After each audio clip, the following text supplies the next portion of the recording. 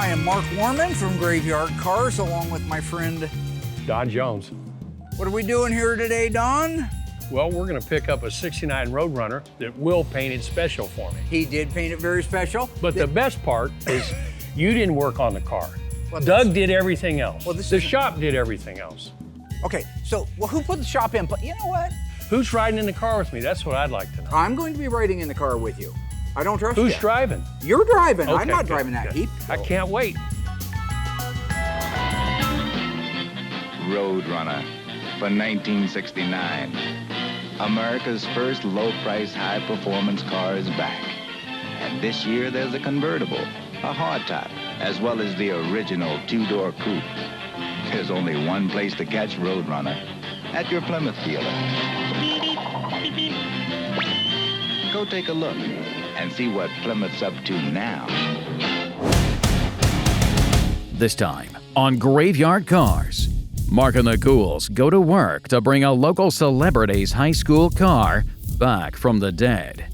Take a ride through some of Mark's favorite memories and witness this gorgeous made-to-order 1969 high-performance 383 Roadrunner as it speeds through body, paint, assembly, and onto the showroom floor for an historic reveal that pays homage to the car shows of Mopar's past. Will Mark's plans for a one-of-a-kind Graveyard Dreams reveal leave the owner speechless? Or will he steal the spotlight and turn Mark's dream reveal into a nightmare? Yeah. Are you lonesome tonight? No, Elvis, we're not going back Do there. you miss me tonight? So it's your Are you show from now on. sorry? Find out on this episode of Graveyard Carz.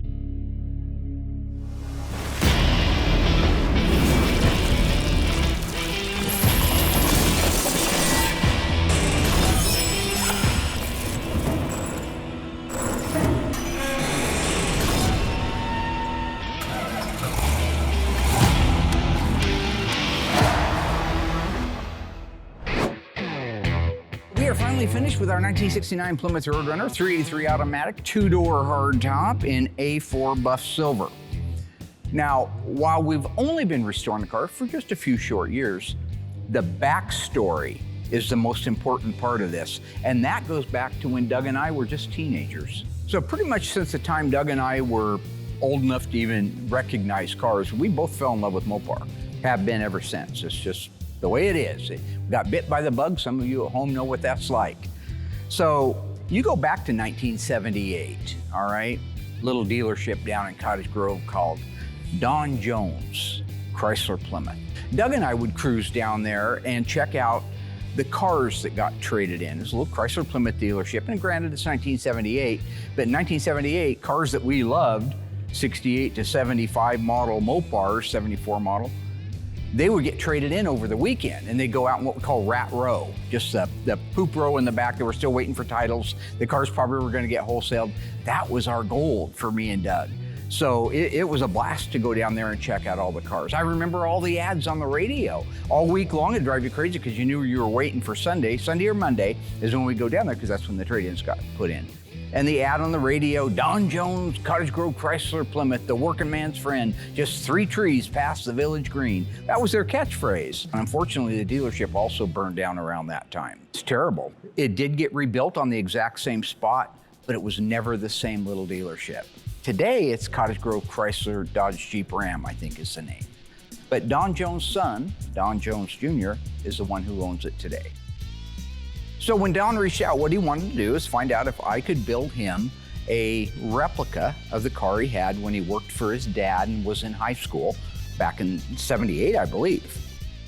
A used car had came in on trade. It was a '69 Roadrunner, 383 automatic car, A4 buff silver, and he bought that car from his dad, probably got it for whatever wholesale price was at the time.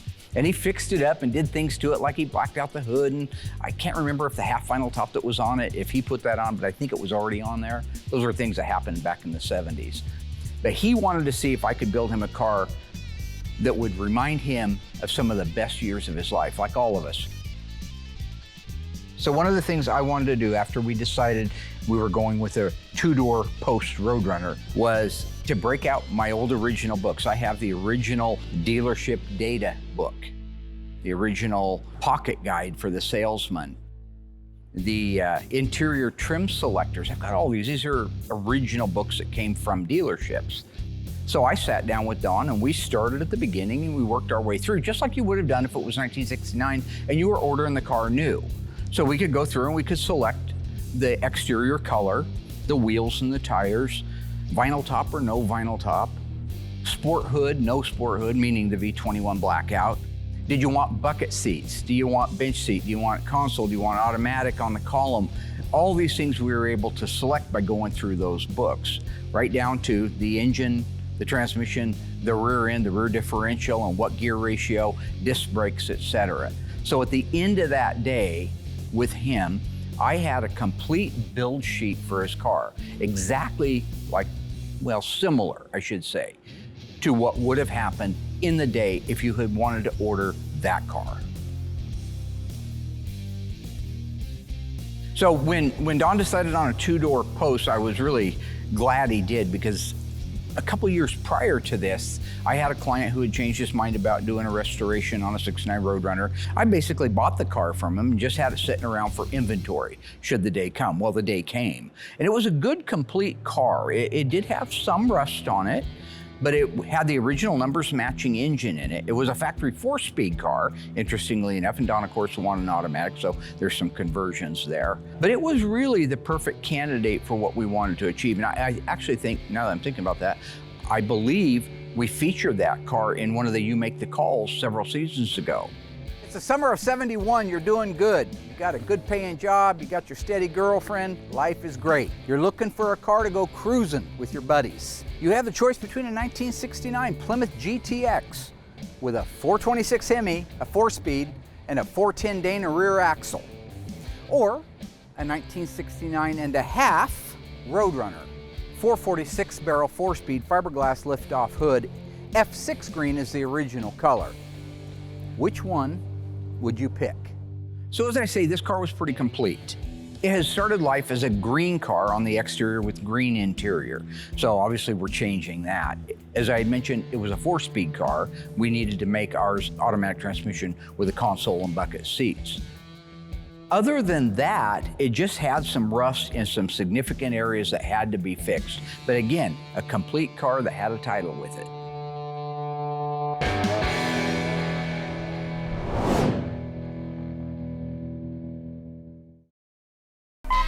Here's another new high-flying model for 1969. Plymouth Roadrunner Convertible. It joins the hot cars in this class. So for 69, Plymouth's Belvedere line consists of the performance cars, GTX and Roadrunner, plus the Sport Satellite, Satellite and Belvedere, all with 116-inch wheelbases. You know, I saw the car when it first got here. It didn't look too bad. Most cars don't before they go to the dipper. But once this car went to the dipper and came back, it was a lot worse, and you saw a lot of like prior sins that were done. So that's one thing that's super crucial, is you just don't know what you have till it comes back. We had to install a lot of new AMD sheet metal. We had to replace both quarter panels, both outer wheelhouses, rear body panel and extensions, trunk floor and extensions, also the main floor. We also installed new AMD doors. We also replaced the fenders and the hood because they were rusted out as well. You know, we do this so often that we really got it dialed down. So once we got that process done fairly quickly, it was right out to the mudroom.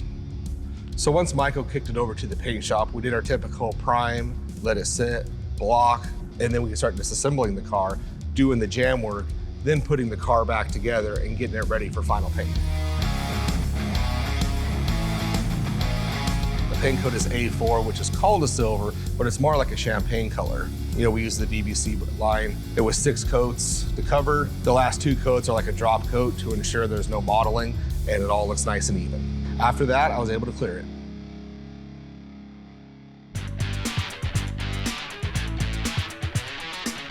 I use a Deltron 2002 polyurethane clear. It's a super thick product, so based on temperature, in between coats is longer than maybe other clears. So with the way I set the booth up, it's about a half hour, 45 minutes in between each coat.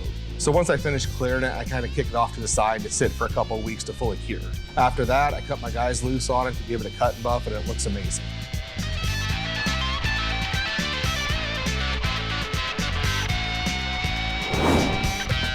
The drivetrain on Mr. Jones' car is my department. I restored the original 8 3/4 rear axle. We added Hemi suspension, 10-inch drums, and I added a brand new Mosier third member with 3.91 gears and an Auburn locker. Mark and I installed the drivetrain together, so it went really smoothly. The engine for the Roadrunner is a numbers matching original. The engine was rebuilt to factory specifications except for the comp cam and lifters. The transmission is a date-coded 727 torque flight, all rebuilt to factory specifications except we added a shift kit for more positive shift. The engine and suspension were all detailed like the factory. The only change we made to the suspension was adding the Hemi torsion bars. We upgraded the front brakes from the original drums to 73 and up disc brake style.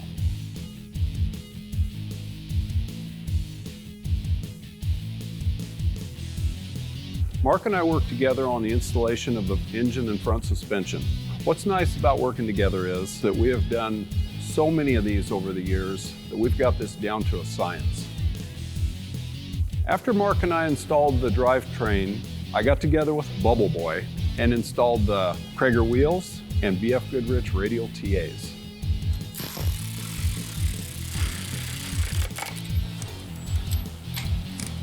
All right. So the drivetrain came out beautiful. Doug did a great job on everything. The engine, transmission, rear end, detailed it out to factory 69 specifications. Got it installed, everything fit great. Guys installed the wheels and tires, and what can you say? Krager's is the best wheel choice for a second day on one of those cars there is, and the BF Goodrich couldn't agree more with those. So one of the requests that we had, Don had talked to Mark related to me. He wanted Brody to spray the stripes because he has those memories with his dad. And that's great, I get all of it. But there is no chance in hell I'm gonna put Brody in the booth and say, spray these. Because when it doesn't work out, it's not cute. Don's not gonna look at it and say, it's okay, it's off a little bit, it's a memory. No, it's gotta be perfect. But I will bring Brody in the booth, let him learn, and let him watch the process. But he is not, no way, no how, on this earth, picking up a paint gun and spraying those stripes. So when you're spraying these, it's super important to get the exact pattern down, the exact consistency, the even, the technique from start to finish, because what happens is when it dries, it looks all nice and shiny, and then it dies back, and you want to make sure that everything's nice, even, and consistent like we have here. Address it correctly, keep your job, and move out of the house. Okay, Dad. Yep. There are 3 distinctive grills in the Belvedere lineup. This is Roadrunner's new grill with dark argent paint treatment. The Satellite and Belvedere grill is different, has 2 horizontal bars without the paint treatment. GTX and Sport Satellite have a single horizontal bar insert and large identity letters. Headlights are framed with dark argent borders.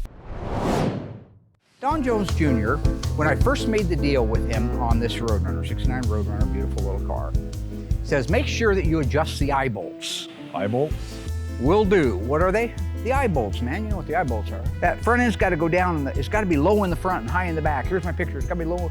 He's talking about the torsion bar adjustment bolts. I just to this day have no idea where he got eye bolt, but they all called it, his group from down south in Cottage Grove area, called it an eye bolt. I don't know. You know, they are Highland bolts. And I guess if you turn the H sideways, it kind of looks like an eye. It does. You're from Cottage Grove too? Anyway, I wanted to take a minute.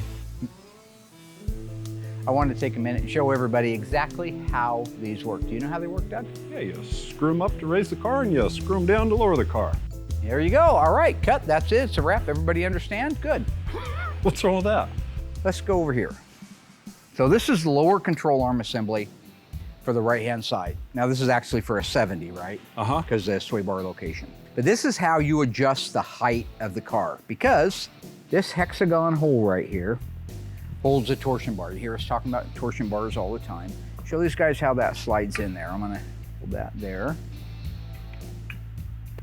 So that slides in there. If we were to put it in the car, go ahead and hold the front of it. This goes in the torsion bar cross member at the back, and it's solid, it doesn't move. It's this piece that has the ability to move.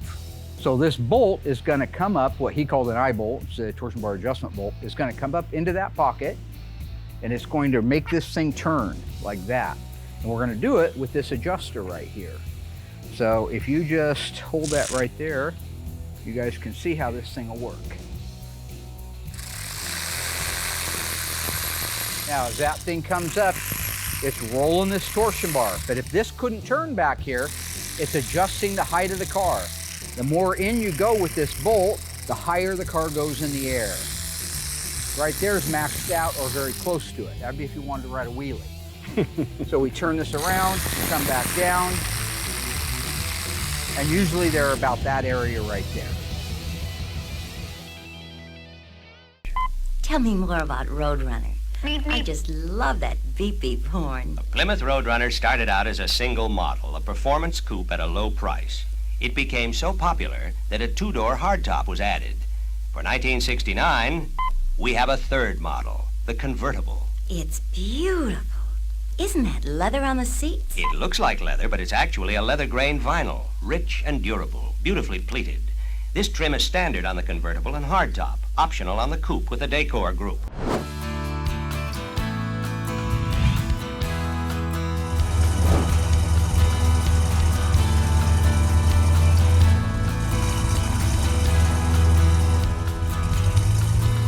When the car was finished, I was able to take it out for actually several nice long drives. This was great because, first off, I've always told people that I like the ride and the feel of a B-body. So this one had all of that. It really personified that nice big car feeling, but with the muscle. So driving the 69 Roadrunner is very much like driving a 69 GTX. In fact, this one had as many options as a lot of GTXs, supposed to be the gentleman's muscle car.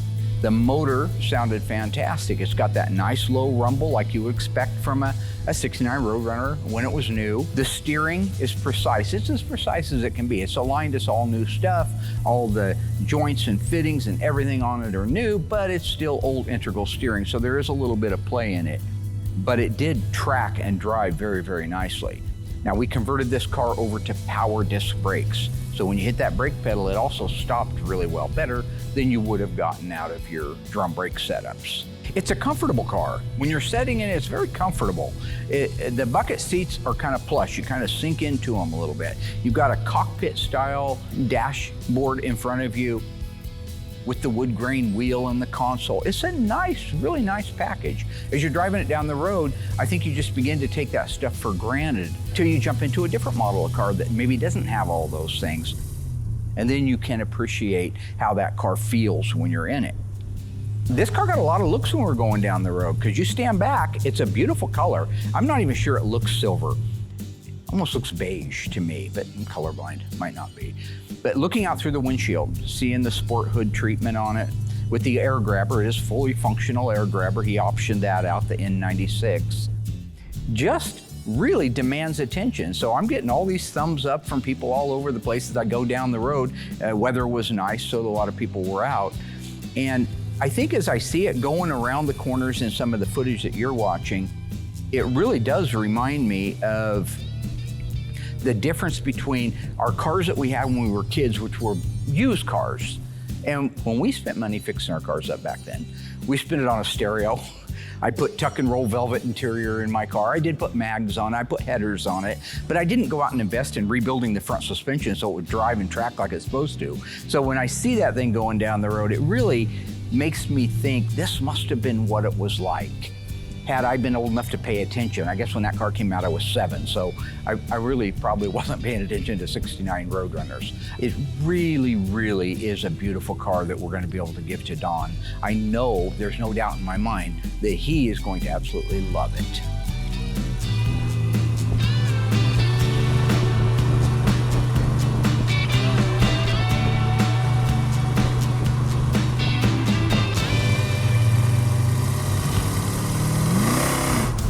Stay tuned. Bodywork, final paint, the engine install, and final assembly have all been completed on this gorgeous 1969 homage to Don Jones Jr.'s high school Roadrunner.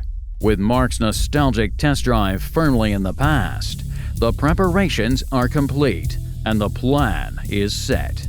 All that's left is for Mark and the Ghouls to unveil this iconic Mopar muscle car with a reveal that's an homage of its own. But will the owner's antics upend Mark's graveyard dream for a one-of-one reveal? Or will Don's surprise twist on this historic homage keep this Roadrunner reveal from careening off a cliff? Find out when Graveyard Carz returns.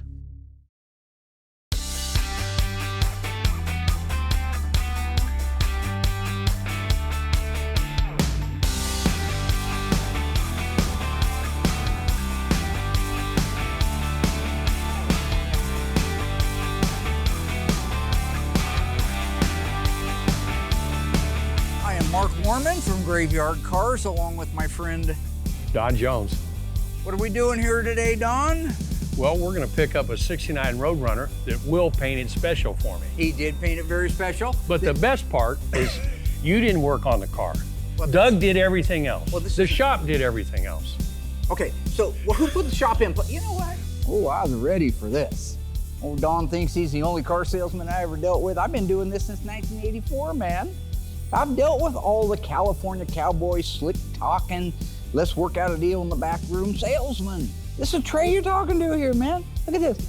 This is natural. Who's riding in the car with me? That's what I'd like to know. I'm going to be riding in the car with you. I don't trust you. Who's driving? You're driving. Okay, I'm not good, driving that good. heap. The reason we're doing our little introduction here is we have just finished Don's 1969 Plymouth Roadrunner. We've talked about many times in the past on the show that he had one identical to it when you were a young man. Yes. Your daddy gave it to you. Certainly. You know, this is the whole Spooner thing I talk about. I know Don maybe paid for a little bit of that car, but he's Spooner, right? He like Dougie. He like Will. They has it all given to him. You need a new car, here's your car. You need a diploma, Will? I know your GPA's down there. Boop, boop, boop. Count it out, right? Not me. Oh, Trey ain't no Spooner. All he ended up with was a dead dad, colorblind, Osgood slaughter, low blood sugar, poor. Look at this is how I dressed to go to school. You don't think that was a long 6th grade? That was a long 6th grade. I think he actually earned that one because I saw some pictures, either good at Photoshop or they were real. He's covered in this little work outfit. He'd been out sanding on cars. I had to make it look good. Yeah, to make it look good. And I've said this many times to many of our fans and people that we talk to is some of the best times in our lives were then, even though at the time it doesn't feel like that. But I mean, this is a great example of it. Are you excited to see your car? I've been excited for the last 4 years since I Okay, got a hold don't of date it. how Maybe it's long 4 it years and a took. couple months. Don't but do that. Just anyway. Now this is true. When I look back over my life, I agree. Some of the best times we had were in those crazy cars. I remember Mark pulling up in front of my house with his Charger, wanting to go cruising for chicks, he'd say. Whatever. I never knew him to pick up any chicks, but he had a pretty cool car.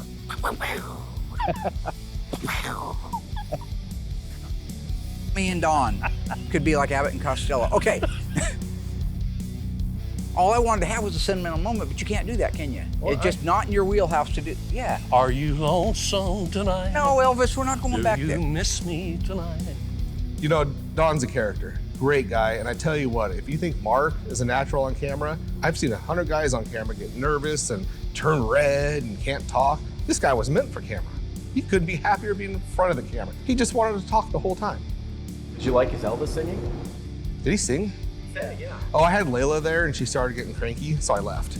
Today, Don owns several dealerships, 10, 12, 13 dealerships, all over the western half of the country. He could drive any car on this lot that you see, and the most excited you've been about getting a car is a car he had when he was in high school. Why can't you just do that? Now, I want you guys to watch this. While we're talking and I'm trying to explain something to Don, he's checked out. He's checked out. He's thinking of his next line. He wants to get me. Gotcha, take down the tray, right? But me, I'm on focus. As soon as he pops a shot across the bow, I rebound. That's what I do, right? I'm Charles Barkley out there on the sales room floor. You ain't coming at me with none of that.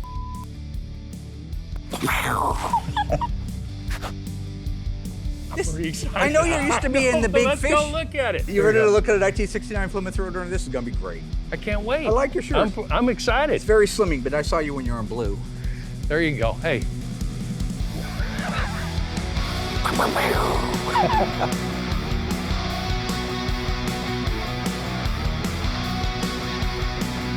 All right, so after 6 months of waiting for your 6 car. months, yep.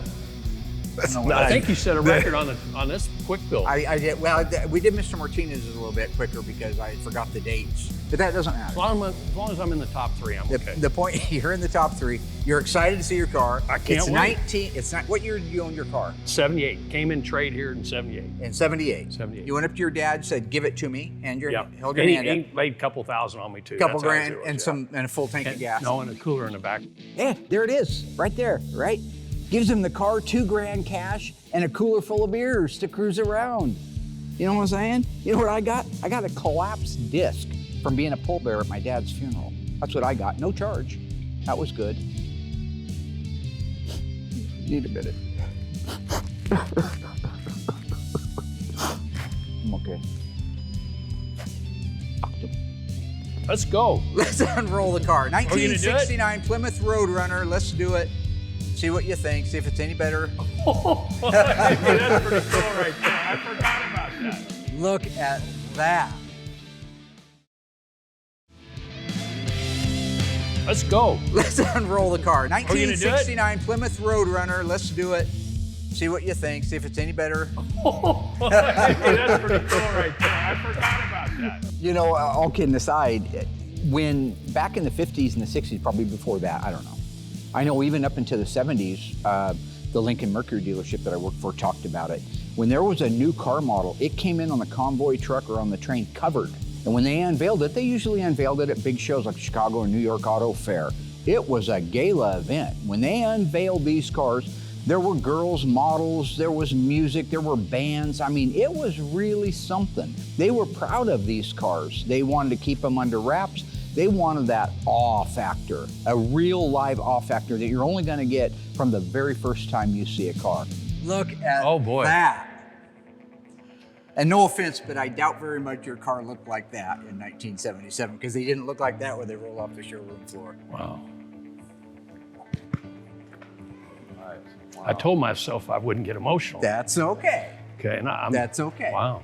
Buddy, I get that way all the time, every day. So a great example of what I've said many times over the years. When you look back at people's reactions to their cars, they're overwhelmed. They're overwhelmed for a multitude of reasons. You know, one, certainly the car's beautiful, but Don Jones gets to see beautiful cars all the time. He'd walk out and look at a brand new, beautiful, brand new Jeep, Grand Cherokee, Wagoneer, blah, blah, blah. For him, this was 1978 all over again. That's what touched his heart. That's what got him misty-eyed, was that he was able to travel back in that second.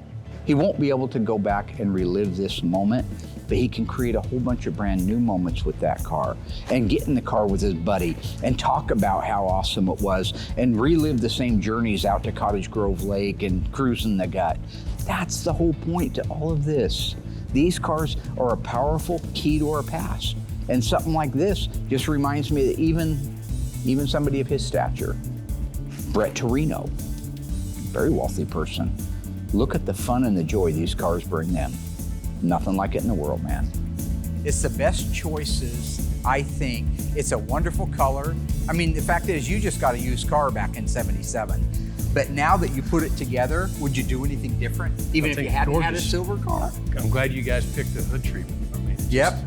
Will and I collaborated on that and decided that was the right answer. Yeah, get back, make sure you got the stance you like. So a good-looking car. It's a good-looking car. Damn. So this is really cool to see a car that we built sitting in the showroom of Don Jones Chrysler Plymouth in Cottage Grove, Oregon. I can't describe how rewarding this is. And meeting Don Jones, it's almost like I know the guy, you know? After all these years and all those commercials and doing this car for Mr. Jones, it's almost like he's family to us. Let me show you what the interior of a new car in 1969 looks like. So this was a really cool type of reveal that I don't think we've ever done before, or I haven't done before since I've been working here, but we got to put it in a showroom floor at the dealership. It's just really cool to see the car all cleaned up and in such a beautifully lit room. You get to just see every part of that car, super detailed, just really cool. And it's in a car dealership. So what more could you ask for? That's awesome. So I'm really lucky to be able to do what I get to do. You know, make people's dreams come true with their cars or help them relive, you know, some of their past moments that they've had. And just hearing their stories about working with their fathers or the even brothers, sisters, or whatever. It's just really cool to be able to help make those memories come true for those people again. Unbelievable. What can we say? So yeah, it's a base coat, clear coat, where originally they were just single stage enamel. You'd never get the color that you wanted out of them. Okay, this will be one of the few times I'm honest and it'll probably make TV at home. I feel like this was the coolest reveal yet because A, it was outside location, and taking an old Mopar and putting it in a Mopar dealership, I think is rad. So I loved every aspect of this reveal, the only one. The body is unbelievable. The lines, geez. So for anybody who doesn't know, when I first talked to Don Jones about building a car for him a couple, 2, 3, 4 years ago, Don says, the only thing I want to make sure it's the right color, it's got the vinyl top on it, it looks exactly like the one I had when I was in school. He said, now, it's important that the stance is right. You remember saying that? I said, well, yeah, tell me what right is. So he sent me a picture of the car, had a pretty good rake to it. He goes, so I want you to make sure you lower those eye bolts. No idea what you're Hey, I knew what I meant. And it worked out. What's an eye bolt? You know, the eye bolt. Well, you can keep saying that, but it doesn't make me know what it is. The eye bolt, the eye bolt, the eye bolt. He goes crazy about the eye bolt. So later, I'm sitting there. It's actually, I'm in bed that night, and I'm thinking, crazy son of a gun's got too much money. He's lost his mind. Ford's had I-beam suspension. Maybe he's had a hallucination in his I-beams. Then it hit me. He's talking about the torsion bar adjusting bolt. Eye bolt. I called Tony. He told me it was an eye bolt. So I have made you an eye bolt chain. See how it's an H? Yeah. I comes after Now I'm H. going to put it behind my back. And now it's an I. So one thing I did do, because Don had kept calling the lower control arm adjustment bolts eye bolts, I wanted to make him something to remember it. So I made him a genuine ice tray necklace. It's real stuff, it's real chain. It's not some little dog chain, it's not made out of gold. This is a real zinc plated chain that's masculine, macho. Remember how Robert De Niro called it macho in Cape Fear? And then all those guys jumped out from behind the dumpster and was gonna do a whooping on him, and he ended up messing them all up. That's Bob De Niro. You know, and that's Cape Fear. Okay, I'm in. There's your eye bolt. Disco. Enjoy it.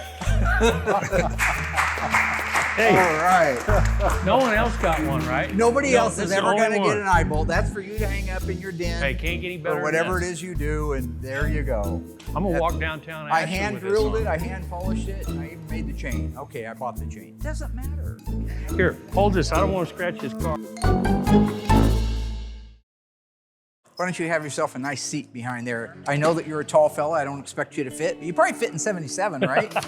Again, I think it's just so cool that we're at a point now at Graveyard Carz that with all the original data, with all the original books, with the literature, with the knowledge and the experience and the cars and the staff, that you can walk in and say, hey, I want a 69 Roadrunner like I had in high school.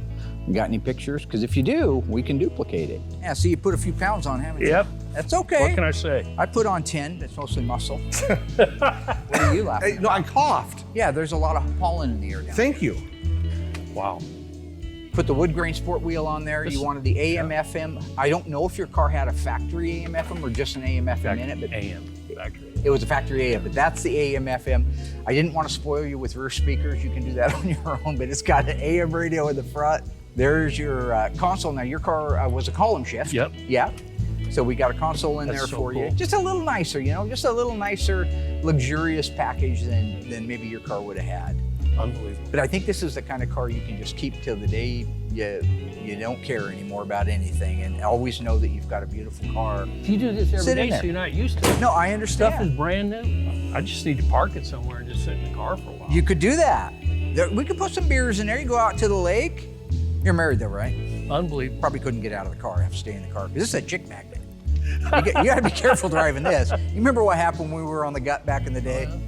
You want to look under the hood, buddy? Yeah, I do. All right, let's take a look at this bad boy. And again, yours probably didn't quite exactly look like that. Well, yours wasn't an air grabber, right? No. Yeah. It's all standard. So you got the Coyote Duster decal with it. That's all part of the air grabber look. We have a brand new replica radiator But in here. you got the Roadrunner horn. I know that one. Now, Dougie built the drivetrain for this car, and Justin detailed the rest of the engine. Well, basically, he assembled the whole car. So Justin is in charge of assembly. So if there is anything wrong, I'll give you his cell number. You can give him a He's call. a 24-hour guy, right? He's a 24-hour guy. 7 days a week. 365? Dougie is too. No. I can give you his cell phone. deal. It's so amazing to me, looking at someone like Mr. Jones, who owns so many dealerships, to look at something like this that we built and smile the way he did. I can't think of a better pat on the back than that. You know, by the time I had mine, we had Mickey Thompson. Oh, I You know. messed Yeah, it all second up. day, yeah. And you're always welcome to do any of that stuff you want. Yeah. This is the original fender tag. Remember, this car still has the original numbers matching engine, but not transmission because it was a factory 4-speed car. Gotcha. And we converted it to an automatic. This is the plenum for the air grabber. So yeah, when it's closed, this rubber seal touches here, and then those vents we were talking about that are red draw the air into it. I It's didn't know that was supposed a to add work. like I 5 didn't know that worked. horsepower. Yeah, actually it was a functional thing. Pretty cool. Oh, it is? Everything is date coded. So we have date coded replica, the original spark plug wires, heater hoses. This is a replica of the, no, this is actually, is this a real? That's an original horn. Let me sound that thing off for you. There you go. Makes the whole car. You want to hear it? Yeah, we got to.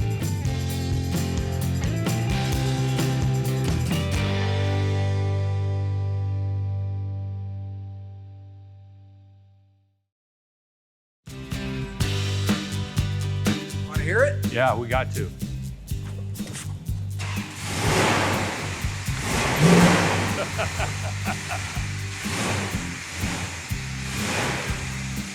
So here's one thing I thought was cool. Here's a 69 Plymouth Roadrunner on a brand new Chrysler dealership. Of course, Plymouth's gone, but it's still a Chrysler dealership. Being able to start that engine up and hear it kind of reverberate throughout the building. There's a toughness. There's a sound. There's a deeper sound to the old muscle cars. That's not to say some of the new stuff like my Hellcat Red Eye sounds tough as hell, but it's a tinnier sound. These have Hemi mufflers on them, at 2¼ inch pipes, all going through that 383 Super Commando. It has a low, dull, tough rumble to it. I could tell when he heard it and I revved it up, you could see him smiling from ear to ear. That's probably because that's what he did back in the day.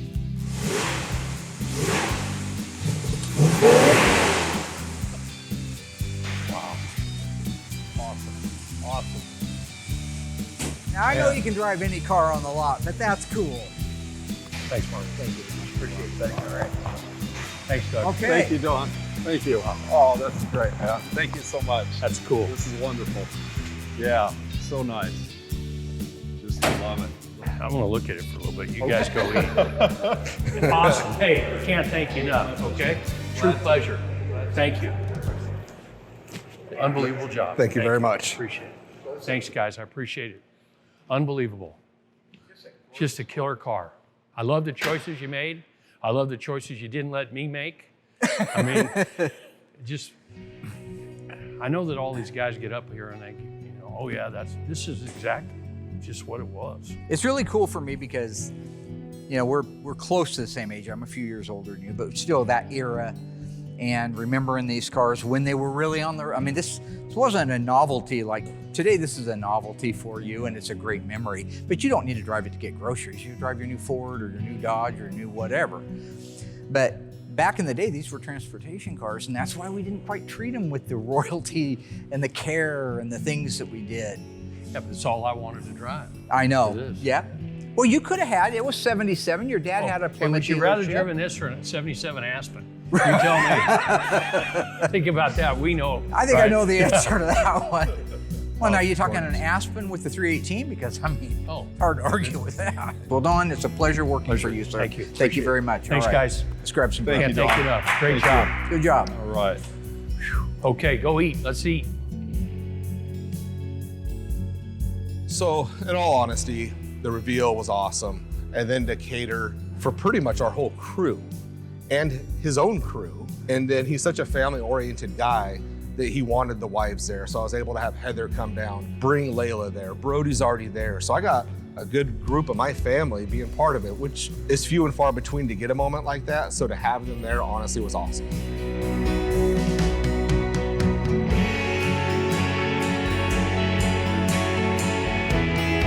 So Don is a really cool guy. I've actually never seen somebody more comfortable in front of a camera than Mark. He was actually stealing the show from Mark, and I thought that was just hilarious. He's just a really cool, fun guy, making fun of himself, wearing the necklace that Mark gave him, the eye bolt. So that was really cool. He provided food for us through catering, and it was just delicious. We all just really thank him for that. It was awesome. So what a rewarding day this was. What a great guy Don Jones is. He opens up his dealership for us to display the car that we just finished. Then he puts out this wonderful barbecue for us. And our families were there. My wife and grandchildren and some of the other cast members' families were there. It was just amazing, so rewarding. What a wonderful day Don Jones provided for us.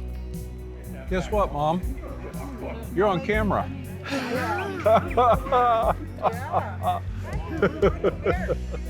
You know, Mom passed away a few years ago, and she always loved graveyard cars. Oh, well, it's her son doing it, right? But she legitimately enjoyed watching it. And I know she would have loved this episode because it is full circle, and she would have remembered me talking about Don Jones Chrysler, the working man's friend. So for us to be out there mingling around, you know, at the end, I just thought that was really stand up of what Don did, you know, ordering in, catered in lunch for everybody and opening it up to our families, you know. My wife Suzanne was there, Alyssa's daughter Brookie was there, she's so much fun. Don was really, really great. Rolled out the carpet for us, it was a fantastic time. I'd do it again, well, as a matter of fact, I am doing it again. We're building a 71 CUDA for him for those of you who want to stay tuned. 71 CUDA 446 barrel automatic with 7,000 original miles, missing the original engine, does have the original transmission to it. And he wants to do more cars down the road, so I'd like him to build me a Graveyard Carz dealership. Don, are you watching this? Because I think that's what you should do. Build me a Graveyard Carz dealership that looks exactly like a 1970s dealership. Don't charge me a monthly rent. That would be disingenuous. Just build it for me and give it to me, you know? Like what happened to you if you were my age, you know what I'm saying? No.